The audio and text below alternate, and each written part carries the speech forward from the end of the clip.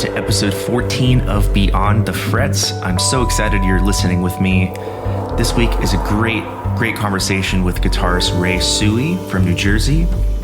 He straddles both the metal world and the jazz world, which as a professional, I think is very rare, and we talk a lot about that. But he plays in the band 6 Feet Under and Cannabis Corpse, and he also has a quartet with the great pianist Lewis Porter. I really love Ray's super easygoing attitude, and we talk a lot about not only his upbringing and getting into jazz and going through music school and then kind of realizing that wasn't for him and finding his own path, but also discussing how he was influenced by great teachers like Charlie Banakis doing his correspondence lessons and taking the insights that he gained from those lessons and bringing it into his own teaching studio. He was also very candid about his experience with tendinitis and how he got past that hurdle. And he honestly gave me a lot of great advice on how to take care of your hands, because that's such a huge issue for so many players, but it's not so often talked about. Could not necessarily taboo, but it's something we don't want to brag about, that we're having issues as a professional musician playing our instrument. But I'm not going to bore you with the details because you just want to listen to this interview. But I do want you to share, like, subscribe, rate, and review this podcast. Please, anything you can do to help us out at Beyond the Frets really means a lot. I love doing this project, and I can't wait to start giving you more consistent content, and I look forward to putting out the next episode. So without further ado, sit back, grab an axe, and get abducted. This is Beyond the Frets.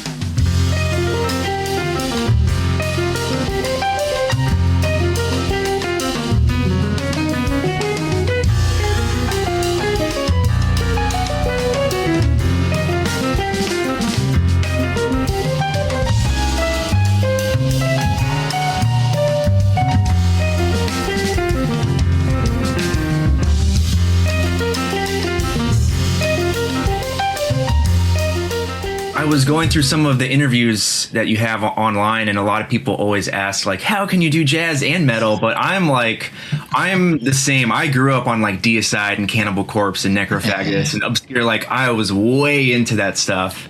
And it's kind of funny. I feel like there is a natural progression between metal and jazz. Mm-hmm. So I kind of want to start there and maybe just talk about your early influences and how you kind of took that road of digging both of those styles. I grew up in Maine, started playing bass first, actually, in the school band for a year. And then I got a guitar the next Christmas. And then I was mostly self-taught on guitar. I took a couple lessons, but I was kind of a headstrong kid and I didn't want to listen to anybody. So I just started teaching myself how to, from recordings and from tab books. But anyway, I started, in classic rock. For me, it was like Jimi Hendrix and Black Sabbath at first and Led Zeppelin. So I got way into that stuff. As much as I could anyway. I probably was playing all of it wrong, but it was like a good start, into that whole language of things.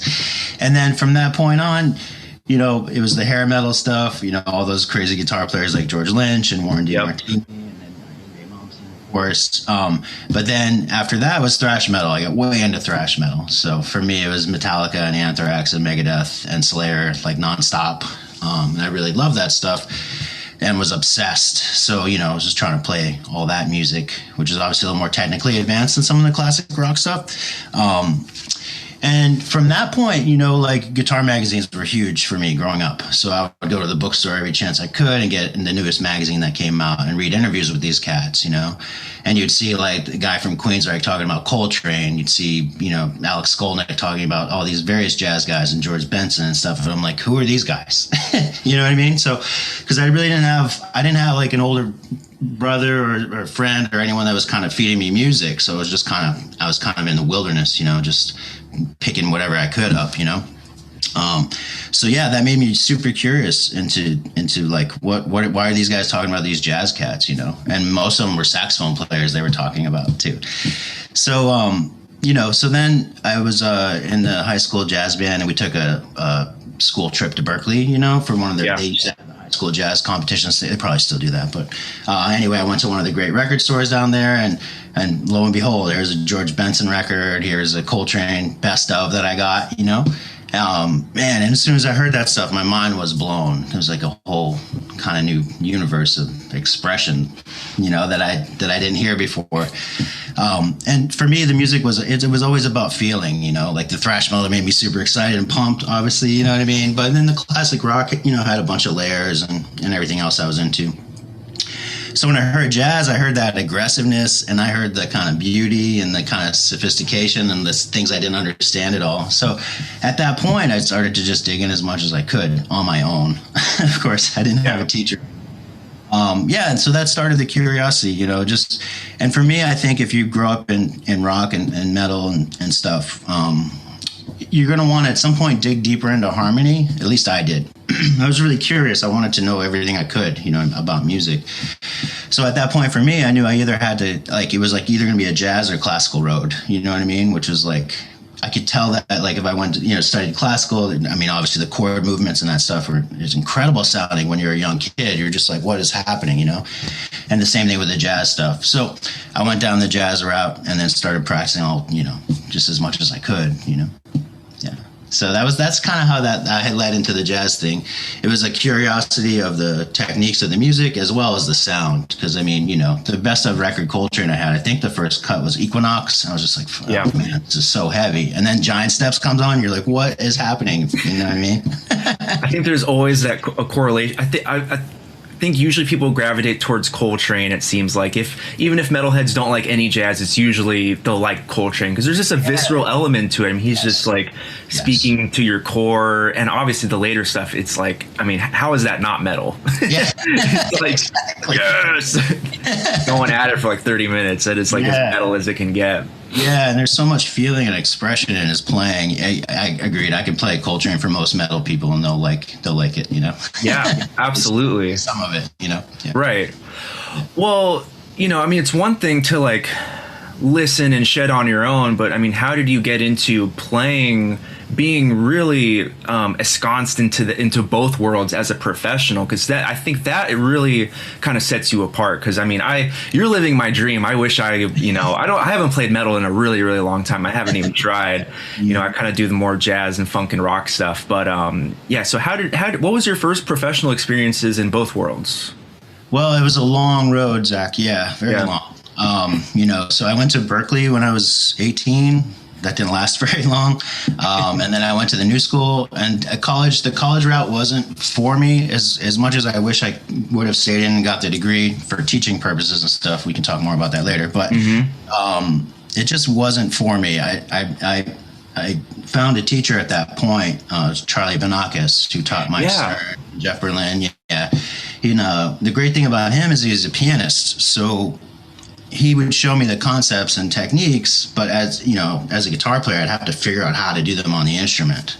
So that's still like that. It still kept that kind of self-taught fire that I had going. And then, he was presenting me with all these concepts.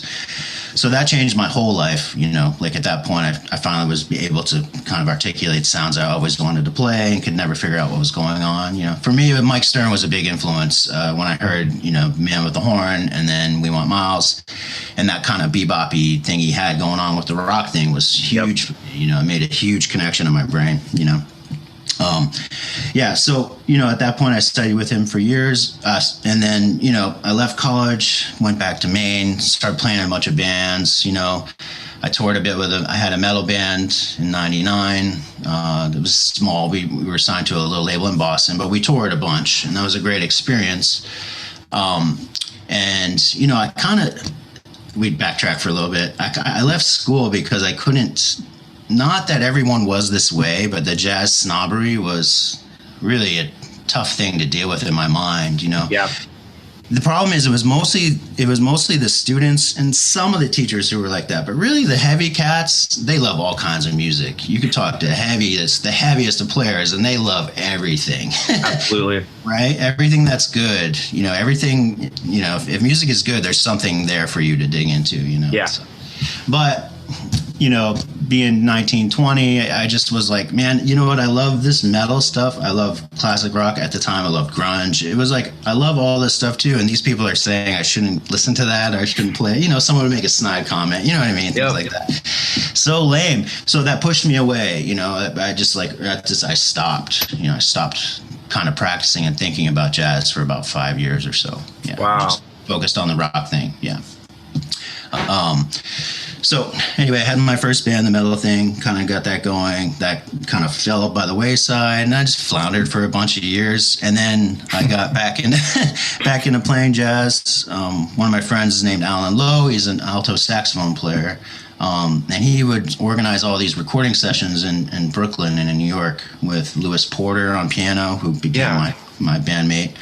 And everyone from Matt Shipp to Nels Klein to, man, a bunch of cats. Wow. So I was getting to play with all these people, and that restoked my kind of fire into practicing the jazz thing and getting that, kind of bringing that back into my world, you know, in a big way. So during those years, I mean, was your intention to be a full-time musician? Were you teaching a lot? I mean, what were you doing? Yeah, after college, I did flounder for a bit and kind of just I couldn't figure out how to make it happen, you know. But then I started teaching. I started working in guitar stores, you know. Yeah. I never wanted to do anything but music. You know, I had, you know, and back then I had a lot of confidence issues as well. So I had to, and then I wasn't working as hard as I should have either, you know? So obviously if I could go back and tell younger me what to do, I would be like, hey man, just get a practice routine going, practice every day. Everything will be okay, dude. You know, there's a big problem I have, you know, not that I had and that some of my students have, you know, you think other people are more special than you and that's why they're good. Yes. I mean, that's such a basic thing that you probably understand now. It's just not true. I mean, everyone has gifts. Everyone has certain propensities and certain abilities naturally. But like, all it takes is work. All it takes is very hard work, and you can get to where you want to get, you know. Yeah. And when I was in my 20s, I didn't, you know, I was still in that, oh man, I'm never going to be able to do this stuff, you know. Yeah. Well, you know, I think just speaking back to your experience at jazz school, you know, it's kind of like the old adage now that like there's going to be the jazz snobs. I think that's changing. At least I've had great experience at school, which is cool, but I know a lot of people that have not, and I get both worlds. But I think, you know, also young students just like don't, you know, there's other ways to learn than just being pounded. You know, like, oh, you got to learn like all your Coltrane licks or all your stuff. You got to learn 6,000 tunes this semester. You're going to fail. Like that kind of doesn't work for everyone. It didn't work for me. Like I really wanted to go to Berklee and I got in, but I didn't because of money. But I think in hindsight, if I went, I would have been crushed to death and I probably would have just like quit. Yeah. So I'm kind of grateful for the experience that I did have. But yeah, it's, you know, even though it's a harder route, sometimes you just have to figure out that you can arrive at that level, just a different path. Yes, exactly. Everyone's on their own journey, and sometimes it takes people longer to get there than others, you know? So, sorry, I know we're kind of backtracking through this story here. Oh, no. Yeah. So then, you know, what happened after this, I had a band in Maine called the Baltic Sea, which is more of a progressive kind of indie rock, Mogwai, city real estate mixed with like Yes and more progressive things. And then we, you know, this band called East of the Wall from New Jersey came up and played a show with us. And then that band asked me to be in their band and tour with them. Wow. And then that led to everything today because the bass player in that band joined the band Revocation with Dave Davidson, another great player.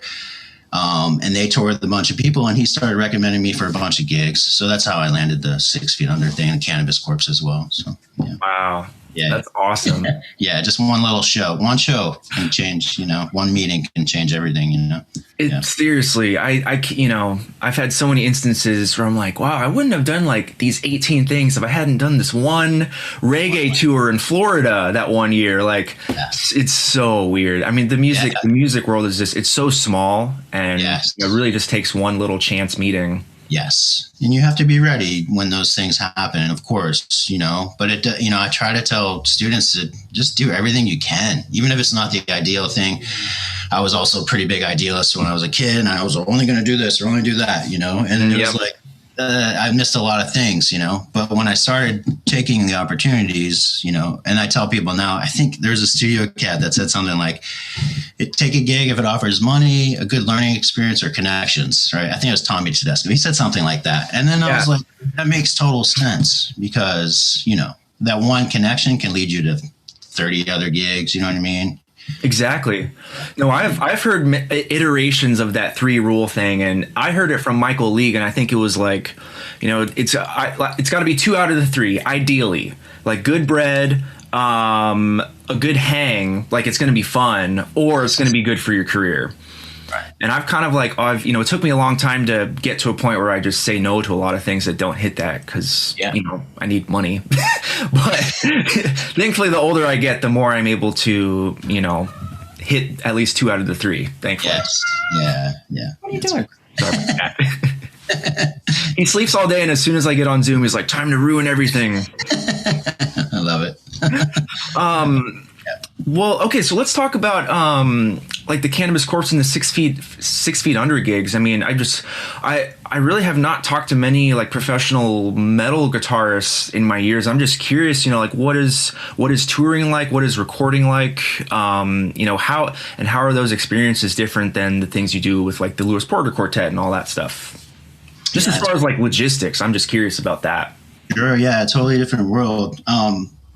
So basically playing that music is much more physical, so the Cannabis Corpse, especially when I joined that band, I had to do a lot of work on my right hand, When you're getting to tempos like, above 200 and above, in sixteenths, or you're doing 16th note triplets at 130, 140 constantly in a riff. Yeah.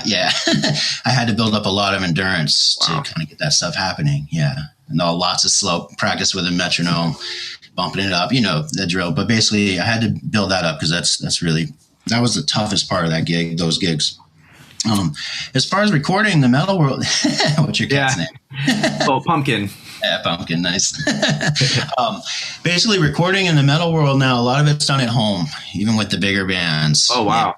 Yeah. So what happens is the drummer will go into a studio, track his drums, and then 9 times out of 10, everyone else will do their stuff at home, except for the singer. The singer will go into the studio maybe and make that happen. And the reason for that is it's purely money. The financial aspects of music have gone way down, and budgets for recording have gone down.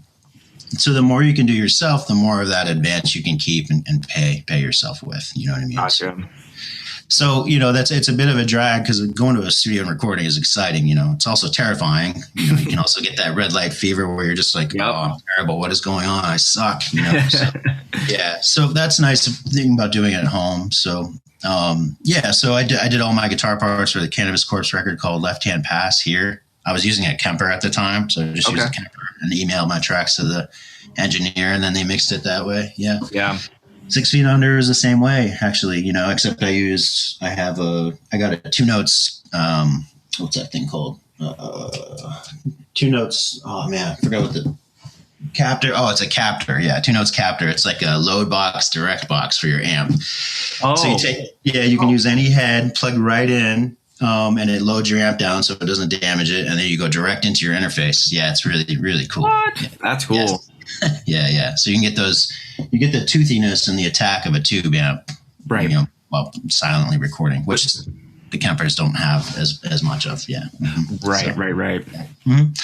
So that's that kind of stuff. And then what I love about the jazz thing, which is also terrifying, is that I treat it more of like a live thing. So Lewis and I have done 2 records together. One was called Longing that came out on Cadence Records a few years back. It's only on Apple Music. It's not on Spotify or anything. And then we did a Transcendence last year on Sunnyside. Yeah. So for me, what I love about jazz is the kind of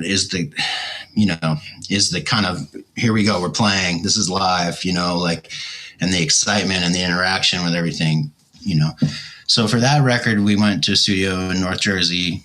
And we did it in about 6 hours, maybe 6.5. Yeah, quick. Maybe 1 to 2 takes of each tune, sometimes just 1. Mm-hmm. There was a point where I wanted to go back and edit it a lot. And then, I was even thinking of replacing solos and doing stuff like that and treating it more like that, because the perfectionist in you, it's hard to shut that guy off. It's hard, really hard. And I decided at the end of the day, I'm just going to leave it in, warts and all. It's like, here's a statement of my playing at that time. Yep. That's what it is. other people don't think it's as terrible as I do, so it's okay. Well, the record sounds great, man. I listened to the whole thing this week. It's super killer. Oh, thank you. I love it. The tones are great, and the production's really nice. The drums sound awesome. Yeah, the drums are really good. They got really good drum sounds. And we had James Della Tacoma mix it. He works for Bill Laswell, who's a great bassist, great producer. Yeah, he did a great job on that. Really killer.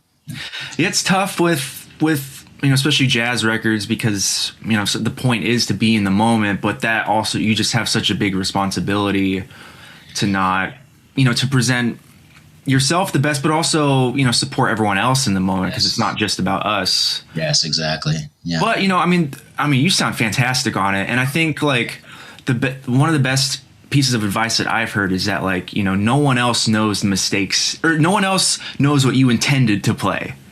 Like I'm not in your head. I'm like, oh, he meant to play this minor major 7 arpeggio, but he messed it up. Like I don't hear that. I just hear, oh, this is great. It sounds awesome. He's shredding. So I think it's fantastic. But I think that inner critic at a certain point can help us because it just wants us. We want to serve the music and be our best. Yes, exactly. Every recording can be a learning experience. After I did that record, I was like, okay, I have to work on a few things. so right. Yeah. So that's helpful. So your connection with Lewis Porter, that it sounds like that goes back kind of a long way. Yeah, about how long is that? Maybe about 8 to 9 years now, maybe longer. Yeah, so we did some recordings with Alan Lowe. Man, I'm trying to think of when those started. Maybe 2010, 11. Yeah, somewhere around there. So, and right away when we played together, we hit it off musically because I could tell he really loved Train and Chick Corea, and he has just a really, really wide harmonic palette. And we were comping together, and things were working. You know how that is when you play with the piano. Sometimes, it's really tough not to get in each other's way. Yeah. But we had this simpatico thing that was really nice. And Lewis wrote maybe the best book on Coltrane, right? Which is called His Life and Work. Yeah. Oh, okay. I have not read that. Oh, check that out. Yeah. I was obsessed with Coltrane biographies when I was a kid. I read all of them. And wow. Lewis's book is cool because he gives musical examples all along the way. It's awesome. I like that. Yeah. And Robbie Coltrane signed off on it and loves it too, Wow. So it's a great book. Highly recommend it. I will definitely check that out. So yeah, I was a fan of that. I think that book came out in the 90s. Maybe? Okay. Yeah. But so when we started playing together, obviously I had this respect for him and everything too. So that was cool getting to know him. And yeah, and one day I was just like, let's make a record together. Let's kind of do this thing, So, and it was really as easy as that, which was cool. I'm glad he was into it. Yeah. Yeah. Oh, that's badass. Yeah. And then he recommended, a couple guys. On the first record, we had Rudy Royston on drums. He's awesome. Yes. And then Joris Tepe on bass. And then the second record is Rudy again and Brad Jones on bass. Brad has played with Elvin Jones and Ornette Coleman and everybody under the sun. He's fantastic on Transcendence. If you just listen to the bass lines, he's all over the place in the best way, playing counter melodies and responding to every little thing. Yeah, it's fantastic. Yeah. No, the whole record's got that just big, wide time feeling groove. I love that. Cool. Love that. Obviously influenced by, the first track is Mr. Tyner. So the first thing I was thinking of was like the Blues on the Corner record, all that stuff. Yeah. Super wide, swinging, like, ugh. Yeah, exactly. Yeah. I was working on some sus4 arpeggios, and I was like, I'm like, let's do this kind of McCoy thing. And in my mind, I think it's important when you compose sometimes, because this probably as an artist, that inspiration just doesn't hit you, all the time.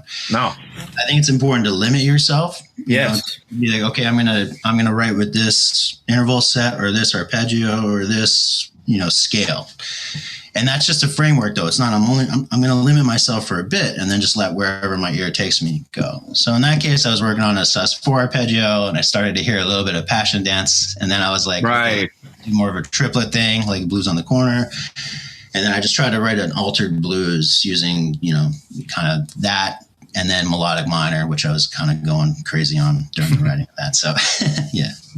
No, limitations are absolutely they're so important because you ideally we want to just sit down with our instrument or whatever and like, oh, the world is our oyster and we can write whatever, but it rarely works like that. Oh yeah, there's so much we can do, so it's like, what do I play? Where do I start?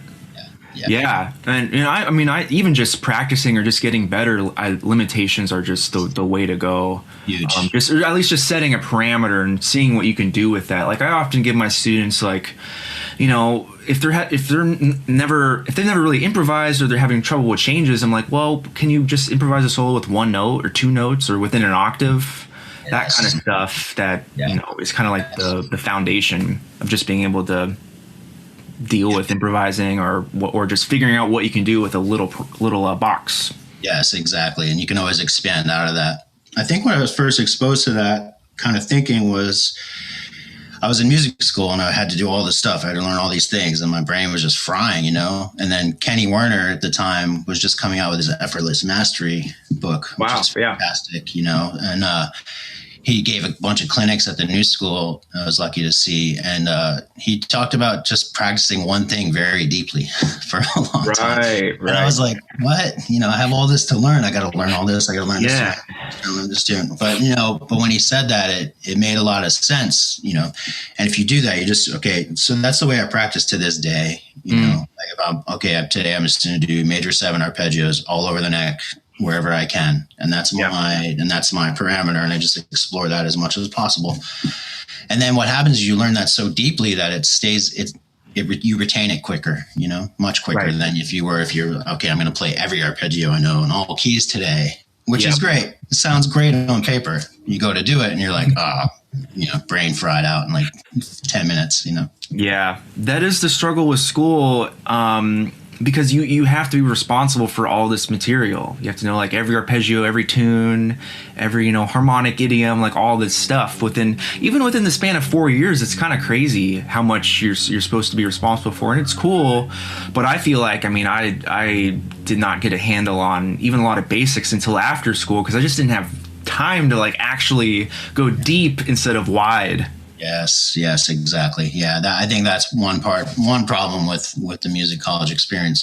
I mean, it's great. It's telling you everything you need to know, but really all that stuff takes years and years, I have, it's like, it's a lot of work and it takes time, I don't think I felt comfortable playing on changes and really comfortable until it was about 10 years, of like really studying. For me, I want to be able to put my hand anywhere on the neck and articulate any arpeggio, any chord sound, any scale, anywhere I am. Pumpkin. That takes a lot of work, it's like position studies, scale studies, single string studies, arpeggios, every possible way you can think to play them, different techniques, you know what I mean?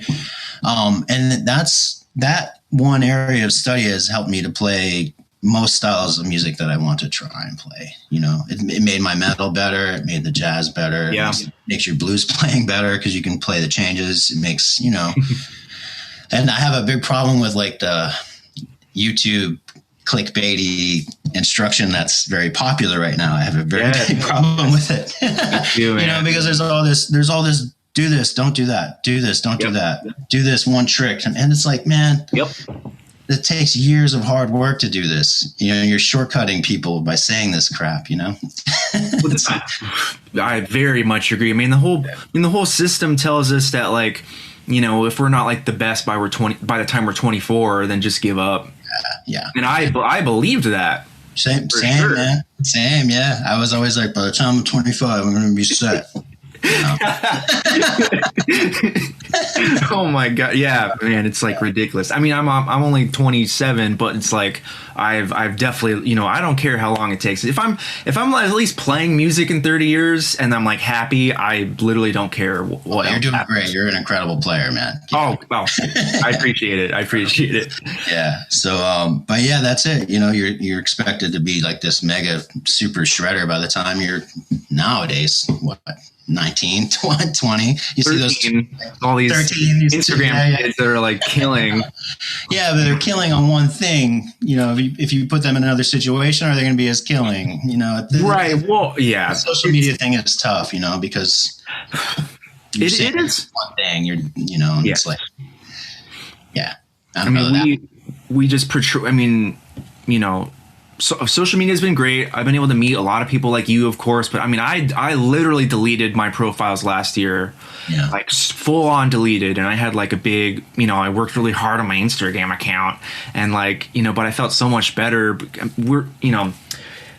There's good and bad things, which is why I'm back on it, because I'm just. Yeah. Now I have like I'm not putting the pressure on myself. Now I'm like, I'll put up some stuff. I don't care what happens. I just want to like talk to people and connect, because I do have a lot of great friends that I met on there, and people that I would have never been able to interact with, which I think is amazing. Yeah, no, it's when it gets in your core where you're like, feeding off of it, like, oh, I didn't get 400 likes on this today. Yeah, and that's not a part of being an artist and being a musician. I mean, we always have to keep that in mind, that the art and our expression is the most important thing. Music is really about expressing yourself and nothing else. If you want to be a YouTube or Instagram sensation, that's awesome. Go do it. There's ways to do it. I can't do it myself. I can't put the pressure on myself to film all the time and do it. There's a bit of a show-offiness to it, which I'm just not that way. Even though I play on stage and play to a bunch of people, thousands of people in Europe and stuff, it's like the show-off thing is just not part of me, So I don't, I don't want to go on Instagram and post this. Oh, here's this crazy diminished lick. Go, I just for me, it's not. It has to be connected to some kind of music, I say that, and I've posted some playing clips too, but I mean, I never feel good about it, Yeah. We have to walk the line a little bit, because, I mean, unfortunately, just to exist as a professional musician in 2021, you kind of have to play the game a little bit. I totally agree. Yeah, I totally agree. And don't get me wrong, I've made a lot of connections on the social media stuff too. And then you can start working with companies, gear companies, once they like your stuff, and you meet a bunch of cool people in that industry too. And that can really help. And just over this pandemic, like meeting and talking to you, that's like a nice little brotherhood of guitar that I wouldn't feel, so it's like I've been, like Cecil Alexander and Alex Fondelli and Brandon Coleman, all these young cats are just, you guys are killing right now. And it's so great. There's like such a supportive feeling amongst everybody that I don't know if I ever experienced that, because I was so like, that's another thing in my 20s. I was so jealous and like so kind of envious of other players, and kind of like your ego is just flaming out at certain points and being like, well, why does this guy have all these gigs? Why does this guy get all these students? And like that's so toxic for you. It's as soon as I dropped that, everything got better in my life. So absolutely. But, and that's important. So now it's like, and then it's got this guy Deckel Bohr, and he lives in Berlin. He's great. So it's like cool getting to talk. What's that? I don't know him. Oh yeah, it's cool. Send me his profile. Yeah, it's great. But it's just good to talk to other guitar players who are working hard and doing the thing, Yeah, it's really cool. Yeah, it is. It is very much a brotherhood. I love that.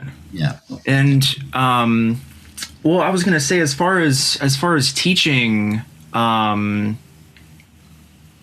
sounds like you've been doing that for a long time, I imagine. Yeah.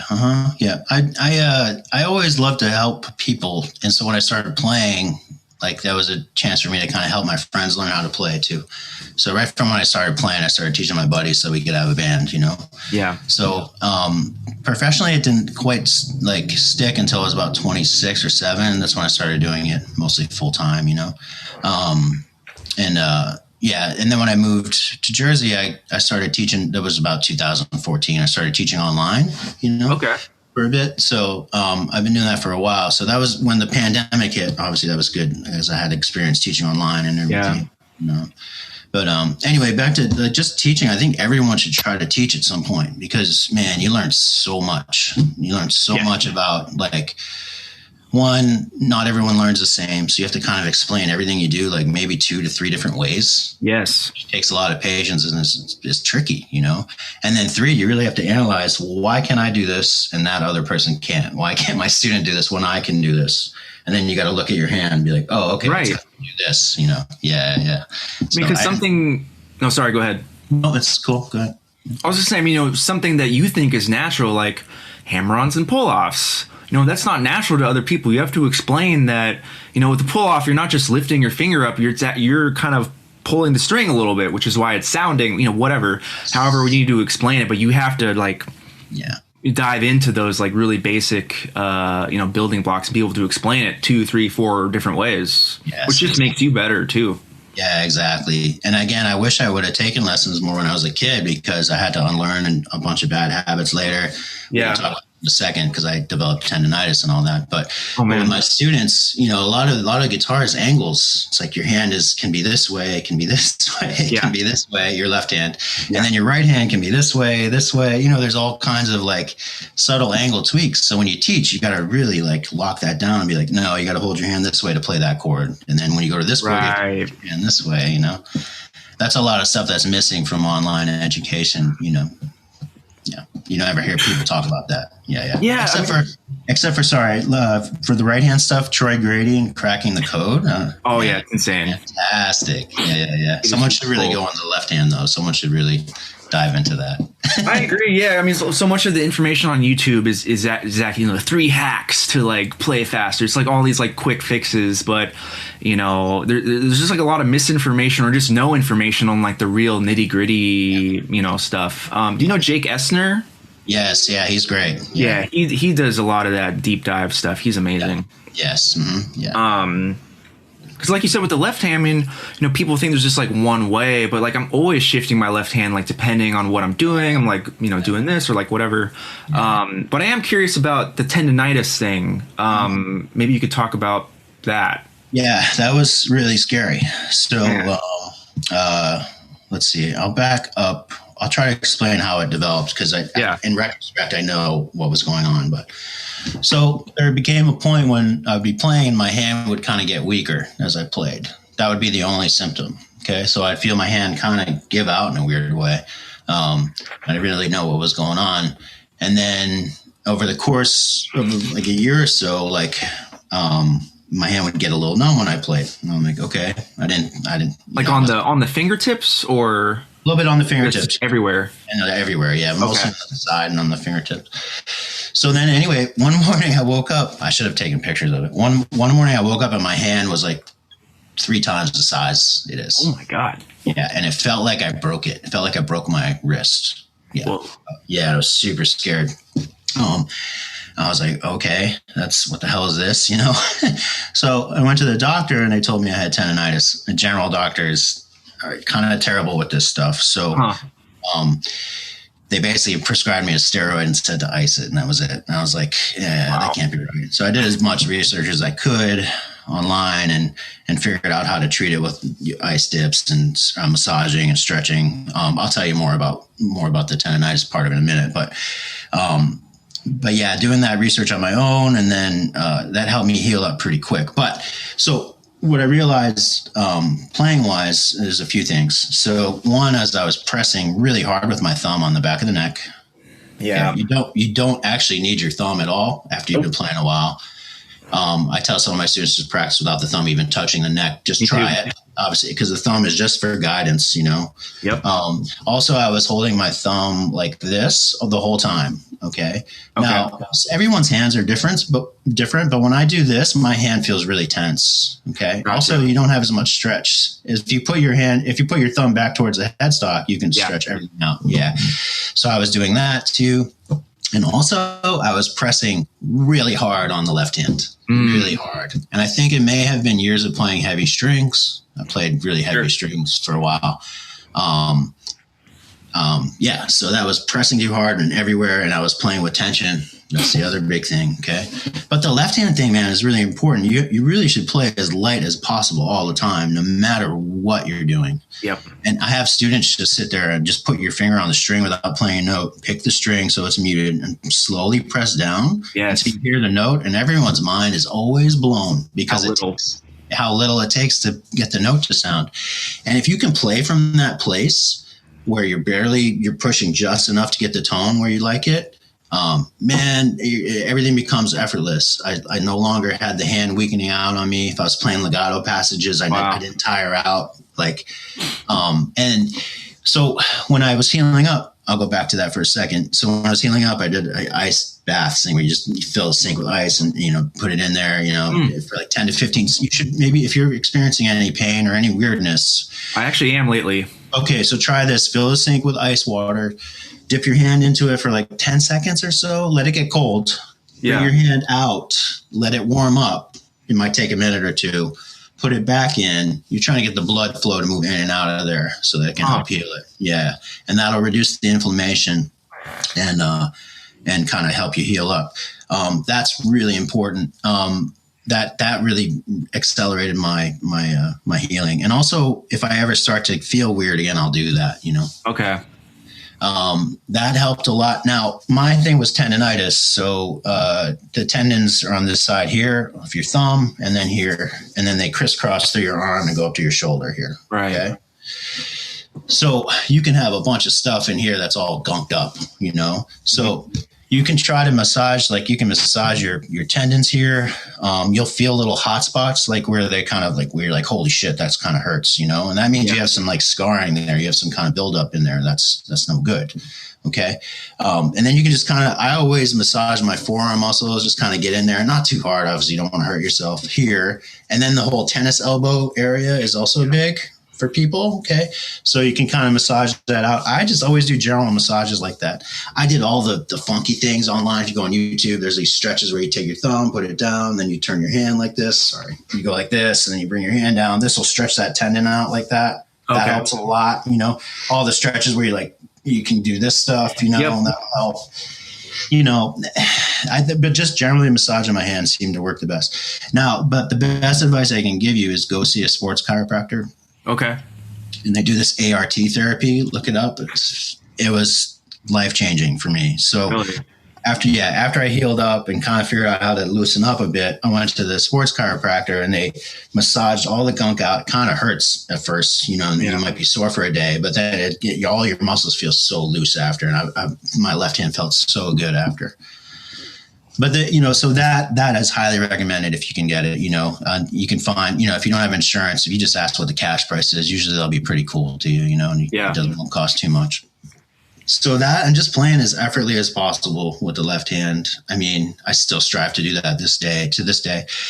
What happens though, if you play as light as possible, your intonation gets better because you're not pushing things sharp, and you're going to be able to flow so much more, And the same thing with the right hand, if you're going for too many fast things, you're practicing some fast stuff too much, you're going to start feeling it in here, you know what I mean? And too much tension that way.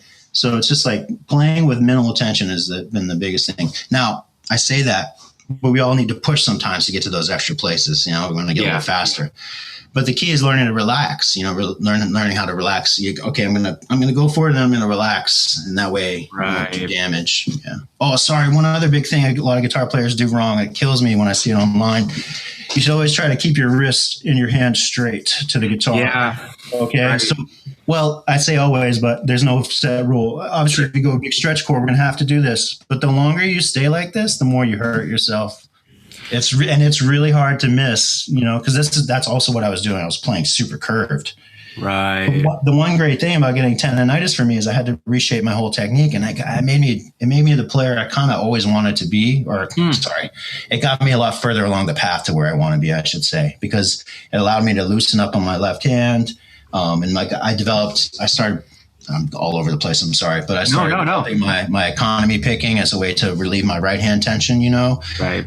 And that changed everything for me. But the wristing is huge. So if I ever have to do a chord, I'm going to try to get back. Also, this is bad too, when you kind of like your hand is this way. So I always strive to keep this as straight as I can, and a lot of that is how you hold the guitar too. You might have to investigate how you hold the guitar, if it's in your lap, if it's classical style, if it's, you got to really think. I think that's the most important thing. Yeah, no, that's great advice. I just started going through some stuff. I mean, I was feeling a lot of tension in my arms, just like tension all day. It's actually cleared up a lot because I started doing massages, and I got this thing called the Arm Aid that I don't know if you've seen it, but it's got rollers, and it just kind of massages. You kind of self massage with this tool, and then it's actually helped quite a lot.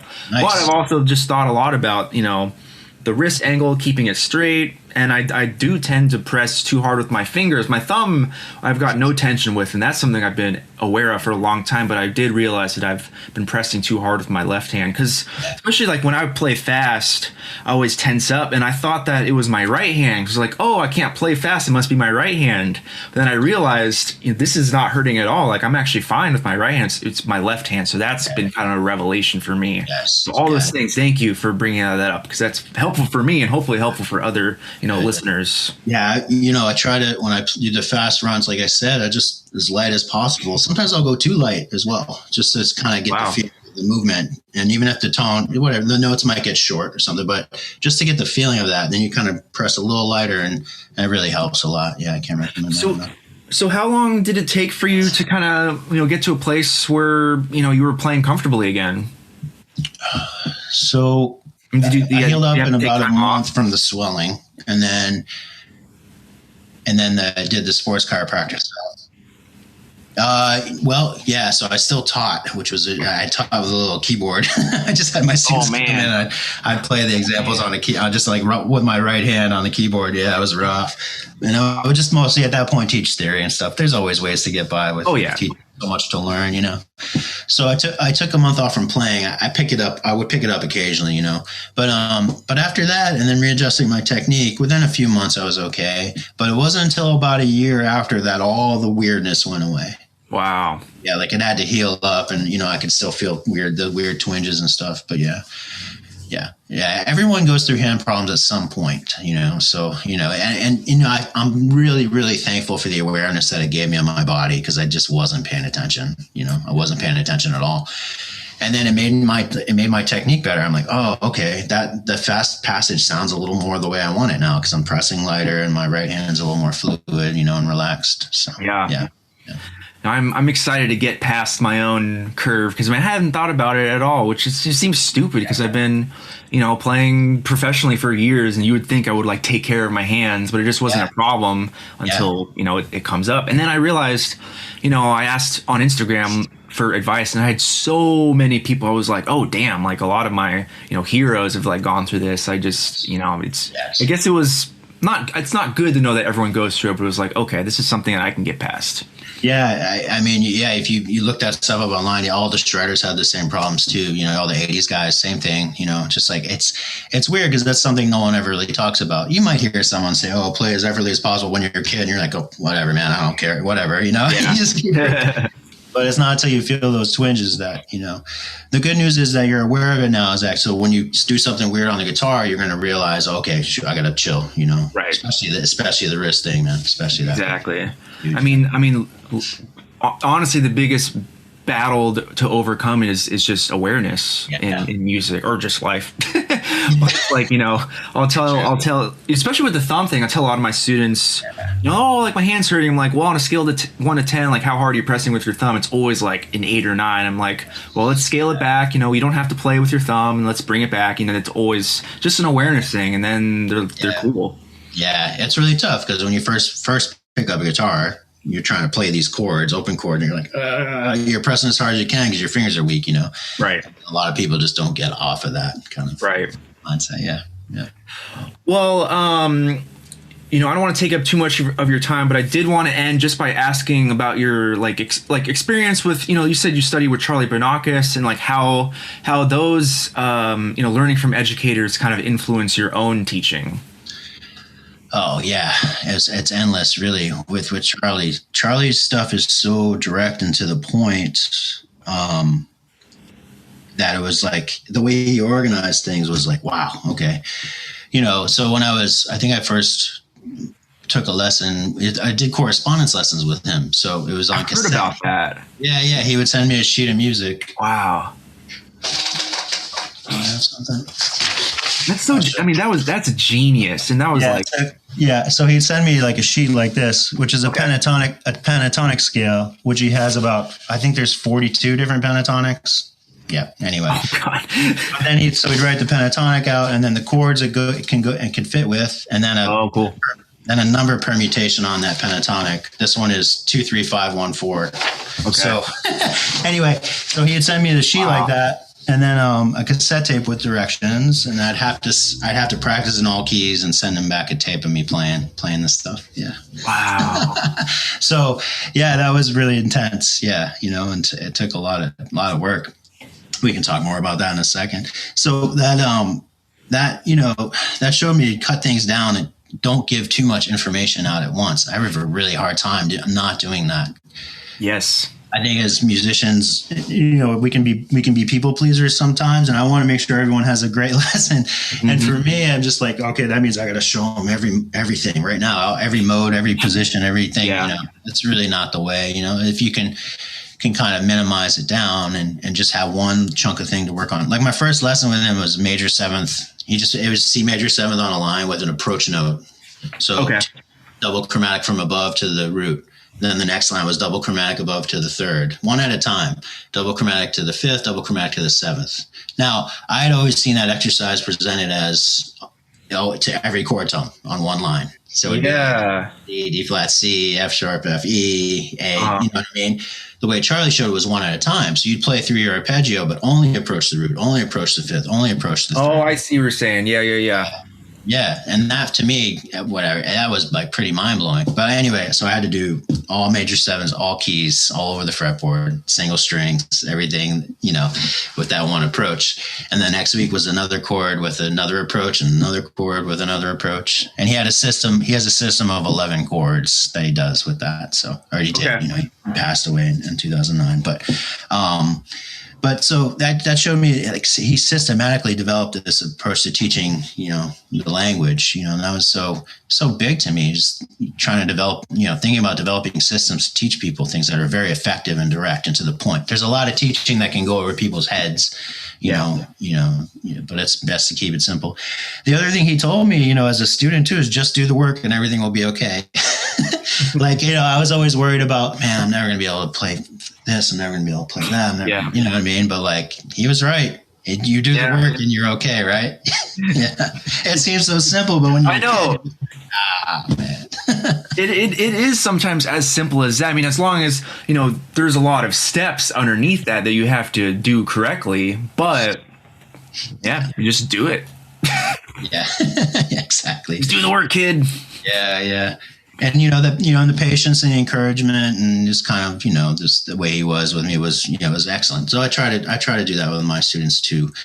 And and then just when you teach for a while, you learn what works and what doesn't. You learn effective ways to teach certain things, and you learn that maybe that way you teach this system needs to be taught another way to this person because they learn differently. So.